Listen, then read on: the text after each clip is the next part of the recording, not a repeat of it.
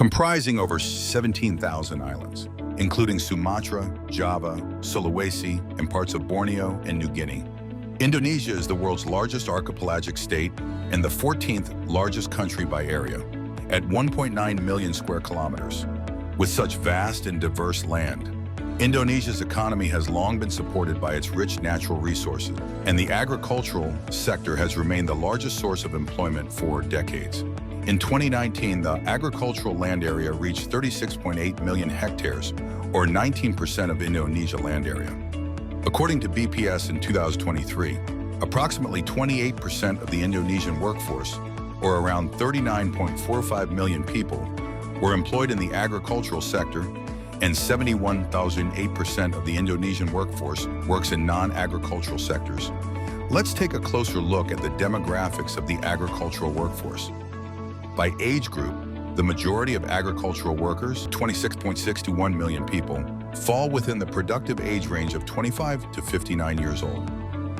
In terms of gender, the agricultural workforce is predominantly male, with 25.04 million men working in the sector. The economic well-being of workers in the agricultural sector in Indonesia is very important because it has a direct impact on their livelihoods and productivity. One of the main indicators used to assess the purchasing power and economic stability of farmers is the Farmers' Terms of Trade. Farmers' Terms of Trade, or NTP, is an indicator that shows the terms of trade of agricultural products with goods and services, consumption and production costs. NTP is the ratio of the index of prices received by farmers and the index of prices paid by farmers. To understand the farmers' terms of trade, we need to look at two factors: the prices received by farmers and the prices paid by farmers. On the left side, the prices received by farmers come from various commodities, such as food crops, horticulture, plantations, and livestock. All of these are calculated based on the prices received by the farmers. On the right side, the prices paid by farmers include living expenses, such as food, housing, clothing, as well as costs for health, education, and transportation. Additionally, there are costs for production means.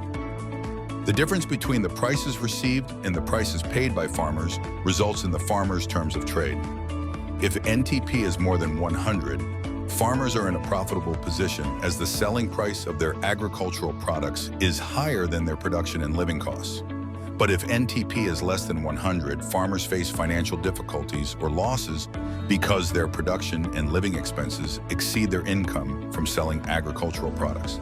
Let's take a closer look at Indonesia's NTP. In January 2025, the national NTP was 123.68, or increased by 0.73% compared with that in December 2024. The increase in NTP was due to the increase in the index of prices received by the farmers at 0.82%, while the index of prices paid by farmers increased at 0.09%. The highest NTP in January 2025 was recorded in Bengkulu, reaching 197.75. This indicates that farmers in the region experienced significantly higher profitability as the prices of their agricultural products far exceeded their production and living costs. The high NTP in Bengkulu was driven by the increase in commodity prices for palm oil, rubber, tomatoes, cabbage, and cocoa. On the other hand, the lowest NTP was in Bali, with a value of only 100.02. Bali's low NTP is caused by high household consumption costs, and farmers in Bali who still only rely on the food crop subsector and do not try to develop other subsectors, such as horticulture. Meanwhile, Aceh ranks 16th nationwide with an NTP of 121.82. This means that farmers in the region were in a relatively favorable position, with their earnings surpassing their production and consumption costs, though not as high as those in Bengkulu. Now let's talk about Aceh province.